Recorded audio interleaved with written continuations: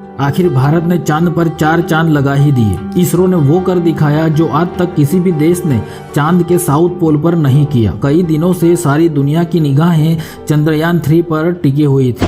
3, 2, 1, 0।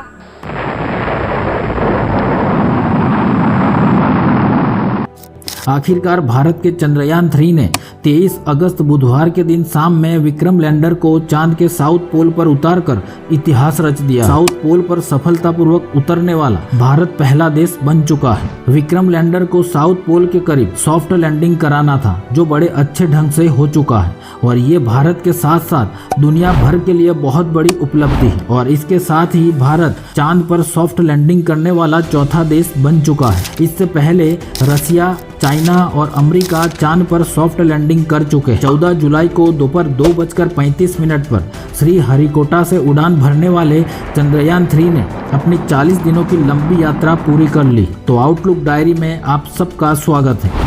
तो अब जानते हैं कि आखिर चंद्रयान चांद पर करने वाला क्या है। तो चंद्रयान 3 अभियान का विक्रम लैंडर चांद पर पहुंच चुका है। इस लैंडर में एक रोवर भी है जो चांद पर सारा अध्ययन करेगा और इस रोवर का नाम है प्रज्ञान। तो चांद पर विक्रम लैंडर की सॉफ्ट लैंडिंग के बाद प्रज्ञान रोवर उसमें से बाहर आएगा और ये चांद की धरती पर घूमकर खोजबीन करेगा और अधिक से अधिक जानकारी जुटाएगा। इसरो के मुताबिक चंद्रयान 3 के लिए खास तौर से 3 उद्देश्य निर्धारित किए गए थे। सबसे पहले चांद के साउथ पोल पर लैंडर की सॉफ्ट लैंडिंग कराना, दूसरा है चांद की सतह पर लैंडर को उतारना और घुमाना, और तीसरा है लैंडर और रोवर से चांद की धरती पर खोजबीन कराना। अफसरों के चीफ ने प्रेस कॉन्फ्रेंस करके इस अभियान की बहुत ही अहम जानकारियां देते हुए कहा, इसमें कई और यंत्र भी बाहर आएंगे जिनमें रंभा शामिल है और ये रंभा एक प्रोब है जो चांद के एटमॉस्फेयर का अध्ययन करेगा।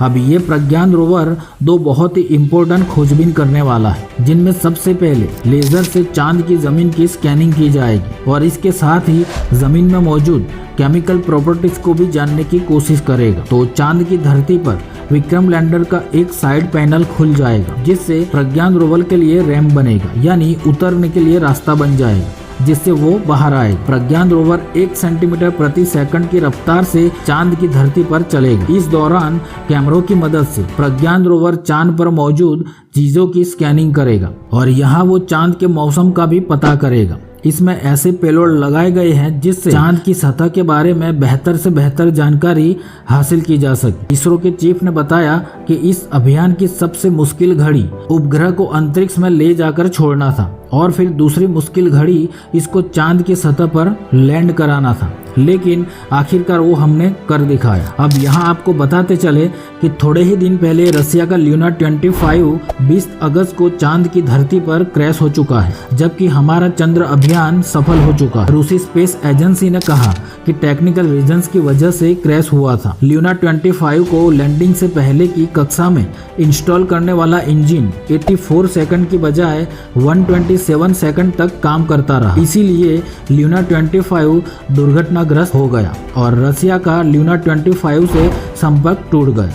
अब बात करते हैं कि हमारा चंद्रयान मिशन सक्सेस कैसे हुआ। तो चंद्रयान 2 फेल होने के बाद इसकी तकनीकी खामियों को ध्यान में रखते हुए इसरो ने बताया कि चंद्रयान 3 को और भी अधिक पावरफुल और सफिशिएंट बनाया गया है। पिछला नाकाम मिशन चंद्रयान 2 के डेटा का सही विश्लेषण करके पहले से ही अंदाजा लगाया गया था कि किस तरह की गड़बड़ी हो सकती है, इसीलिए लैंडर मॉड्यूल डिसीजन लेकर आगे बढ़ सके। और इस बार लैंडर मॉड्यूल ने चांद के साउथ पोल के करीब 4 किलोमीटर लंबाई और 2.4 किलोमीटर चौड़ाई वाले क्षेत्र का सही एनालिसिस किया, ताकि लैंडर को एक फ्लैट सरफेस पर उतारा जा सके। हालांकि चंद्रयान 2 का लैंडर चांद पर क्रैश हो चुका था, लेकिन उसका ऑर्बिटर लगभग 4 सालों से चांद की परिक्रमा कर रहा था, इसीलिए इस बार इसरो ने चंद्रयान 3 में सिर्फ लैंडर और रोवर ही भेजा है, क्योंकि इस बार चंद्रयान 3 का लैंडर पुराने चंद्रयान 2 के ऑर्बिटर से कम्युनिकेट कर रहा था, इसीलिए ये मिशन काफी आसान हो गए।